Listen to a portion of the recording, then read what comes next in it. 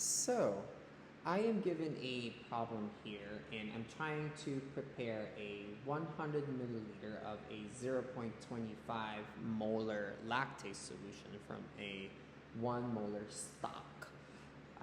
So how should I make this solution? So kind of thinking about a particle diagram here. So if this is my 1 molar stock, right, I'm trying to create a diluted solution that has a total concentration of 0.25 m. And so how will I do that? Well, I can use my dilution formula or equation, which is C1V1 is equals to C2V2. And my C1 is the original stock concentration. So that is 1 molar. I'm going to label that as C1. And so I'm trying to figure out how much of my C1 will I need so that I could bring down the concentration to 0.25 molar, label that as C2, with a total volume of 100 ml. So I'm going to say that's my V2. And so what I'm missing is my V1. So I'm going to plug those values into my equation.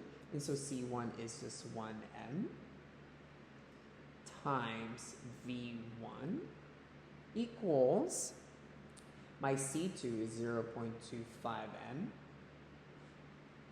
times 100 milliliters. Okay. And so now I have this equation. I can solve for V1. I can divide both sides by 1m. Okay. And so these should cancel out, right?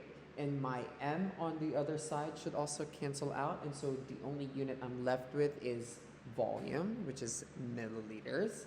Now I'm going to bring down V1. And so 0.25 times 100 divided by 1 is just 25 ml. And so what does that mean?